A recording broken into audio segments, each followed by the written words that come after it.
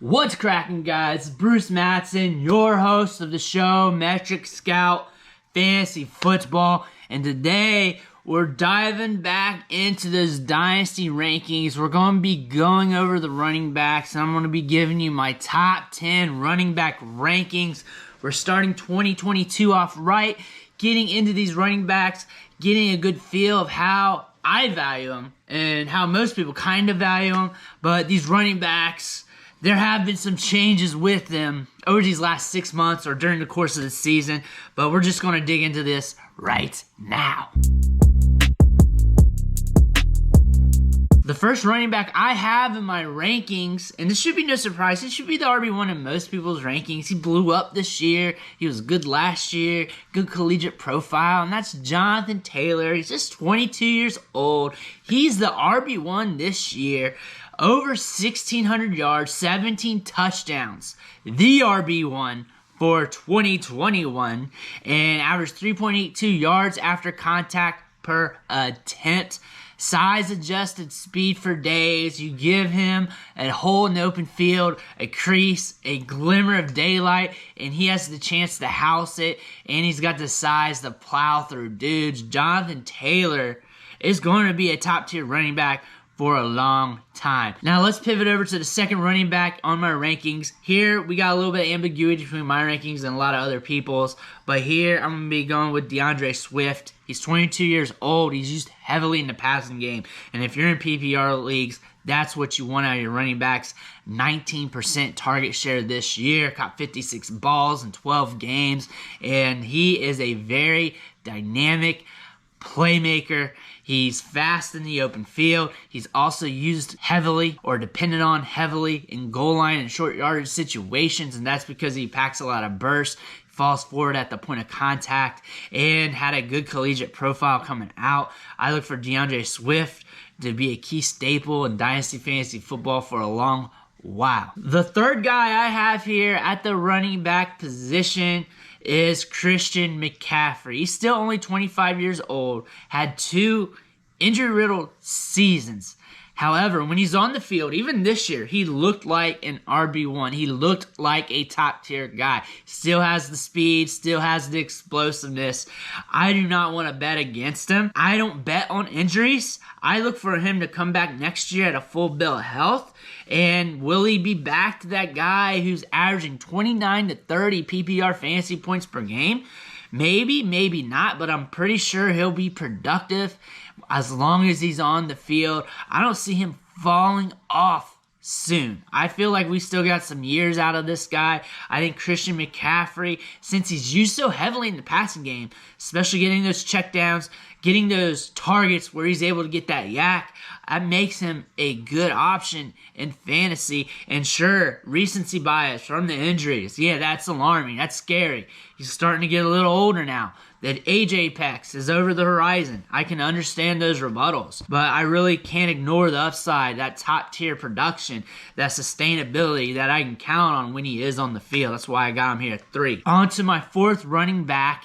This one might surprise you a little bit, but really once I talk it out, it'll be common sense, but it's Joe Mixon. He's 25 years old. He's still a younger player, still has some time ahead of him. And the thing about it, I want as many Bengals as I can, especially at the running back position. And he's rushed for 1,159 yards, 13 touchdowns, 7 RB1 weeks this year. Guy blew up. He had a good season. There's a lot of doubters, a lot of retractors on Joe Mixon going into this year. Injuries played a toll prior to this season. The offense did not look good last year. Joe Mixon did not play much last year. Joe Mixon back this year. Joe Burrow back this year. Added Jamar Chase. This offense is on fire. He's still a younger running back. The age apex is on the horizon. I get that. Same with Christian McCaffrey, who we just talked about. But I want as many pieces as possible in this fire offense. And Joe Mixon has the size, has the speed, has the capabilities of being a top tier back for the next few years. The fifth running back I have in my rankings right now is Javonte Williams. And I think this is kind of low compared to consensus. I think there are some rankings where he's a lot higher. like 2, 3, maybe 4, but 5, I feel a little safe with this. And really, right now, we have a good mix of running backs where there's a lot of talent that we can go after. A lot of diversity. And I have him as my RB4 right now. Again, 827 rushing yards as a rookie. 4 touchdowns as a rookie. 40 catches as a rookie. And the thing is, he was sharing the field with Melvin Gordon. Deflated his ability to break out. That deflated his ability to go off as much as possible this year. However, when he was the guy in the offense, he blew up. He's using the passing game. He gets yards after contact and really maximizes his opportunities. He maximizes his overall skill set. He's an overall good running back, and he's young. When a rookie starts producing, you have to pump him up in value and go ahead and try to trade for him on the market right now. You're not going to get him for cheap. You're pretty much going to have to trade a good portion of your team or overpay to be able to land him on the trade market. And Javonte Williams, whether you like him or not, he's worth it right now. Moving on to the 6th player in my rankings right now. This player had a down year this year. Had a down year last year. Injuries have been a problem. However, the talent's there. The talent's been there. He's not the youngest running back anymore, but he's not old either. I'm talking about Saquon Barkley. He's my number 6. He's only 24 years old. He's in a horrific offense, horrific situation. However, when we saw him rookie season, we see him in spurts. We see him healthy. We see him when the offense is somewhat flickering, or whatever you want to call it. You see a top-tier running back. You see a top-tier talent. Eventually, talent beats situation. The cream always rises to the top. Listen to the Macho Man one time on this one. Saquon Barkley still has some years to put it together, to get back on top. You always got to root for an underdog story. Saquon Barkley, 24 years old, has the talent, has the ability to be a receiving threat out of the backfield. I would like for one day him go to a different team where he can be used correctly to get those opportunities to be able to be productive. Saquon Barkley, though, I don't want to discount him. I do not want to undervalue him because I know just like that, he can turn it around.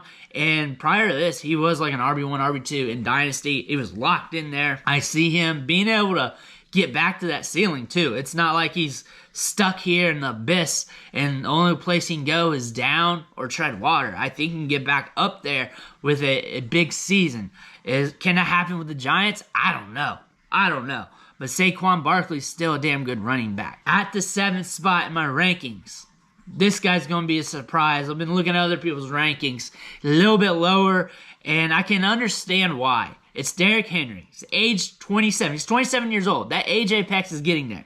The age is there. It is a scary thing to look at. However, when he was healthy this year, he was on pace, but he was pushing for a 2,000-yard season. He was blown up. He was the RB1. He was Jonathan Taylor before Jonathan Taylor and then got hurt and got wiped off. People forgot about that. If he was on the field for the rest of the year, he'd be consensus top 10 in everybody's ranking because you cannot deny what he was doing on the football field. He was averaging 3.32 yards after contact per attempt. He's good for now. He's good. He's going to be back on the field doing what he was doing this year, next year, and going forward. The age apex is coming. We know this. But this top-tier production, 20, 25, 30 fantasy points per game that you're getting helps you win leagues, helps you get over the hump. That's why I got him as my RB7 in my Dynasty rankings right now. At 8 is Najee Harris, 23-year-old rookie, productive as a rookie, getting a lot of volume as a rookie. We like rookies who do well. We like rookies who get a lot of touches. 965 yards, 6 touchdowns. He also caught 67 balls for 422 yards, had a 16% target share. What will the Steelers look like going forward? Can it even get worse? Can it even get worse? It can only get better, right? They got to add pieces to the offensive line. They got to get a quarterback. They got to move the ball a little better. Najee Harris could be on the uptick going forward. Nonetheless, no matter what, we're going to see him get a ton of volume until the wheels fall off. And that's something you can invest in because you know he's going to get touches year in, year out, play in, play out, week in, week out. Najee Harris is at least going to get ran to death. Is it going to be always efficient behind the offense line? Probably not if they don't fix things, but doesn't need to be as long as it's fantasy points. And that's what we're chasing here. At RB9 in my rankings here is an older running back, starting to get up there in age, but still looks kind of young when he's on the field. And I'm looking at the Chargers' Austin Ekeler. Age 26, so not too old to whiff on, not too old that you have to look away from him. So we do not have to fade him here, but we do have some years left, but we do have to be concerned about that a bit.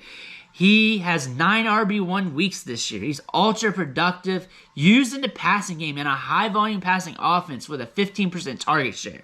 Caught 62 balls for 558 yards and 7 touchdowns. He's a running back that we can depend on due to that floor in the passing game.